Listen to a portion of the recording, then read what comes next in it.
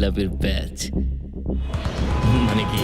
কলকাতাকে কেউ বলেন সিটি অফ জয়, কারো কাছে শহরটি আবার মায়ানগরী, যার অলিতে গলিতে কেউ পুরনো, আবার কেউ নতুন কলকাতার গল্প খুঁজে বেড়ান। আর তার জন্য আমি যদি কোনো প্রবলেমে পড়ি, আমি তোকে ছাড়বো না। লেখকদের খোঁজ করা সে গল্পগুলোই যেন ক্যামেরাবন্দি করেছেন পরিচালক রাশেদ রাহা, বানিয়েছেন ওয়েব ফিল্ম কলকাতা ডায়েরিজ।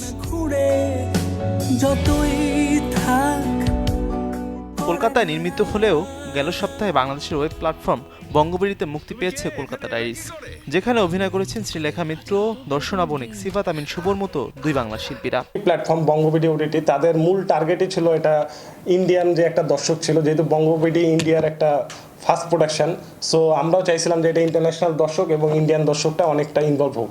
সেটা আমরা ট্রেইলার রিলিজের পরে ভালো একটা ইনভলভমেন্টে সাড়া পেয়েছি।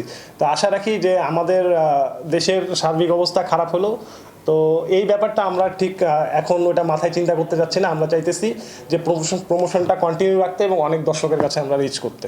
আগে থেকেই একটা ইন্টারন্যাশনালি কাজ করার ইচ্ছা আছে, তো সেইটার আসলে ফার্স্ট স্টেপ ছিল এর আগে আমি একটা শ্রীলেখা মিত্রকে নিয়ে একটা টেলিফিল্ম বানিয়েছিলাম বাংলা ভিশনে, তো দার্জিলিংয়ে ভালোবাসা, সেইটা শুরু।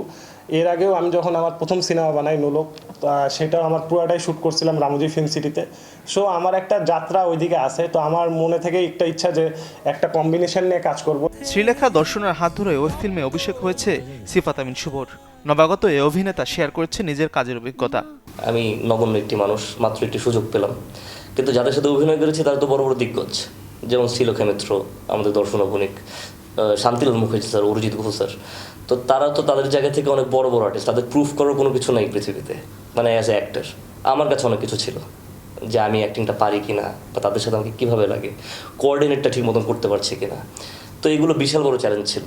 তো এগুলো পার করতে পেরেছি, সিনেমাটা রিলিজ হয়েছে, অ্যাপ্রিসিয়েশন পাচ্ছি, আলহামদুলিল্লাহ সব ভালো। আমি তো সবসময় আপনার জন্যই কাজ করছি। বিগ আর এন্টারটেনমেন্টের ব্যানারের পৃষ্ঠপোষকতায় তরুণ সাংবাদিক খায়রুল বাশার নির্ঝরের গল্পে তৈরি কলকাতা ডায়েরিজে আরও অভিনয় করেছেন শান্তিলাল মুখোপাধ্যায়, অভিজিৎ গুহু। আমি সুব্রত। মাজহারুল ইসলাম তামিম, চ্যানেল 24, ঢাকা। কি চাইছো বলো তো?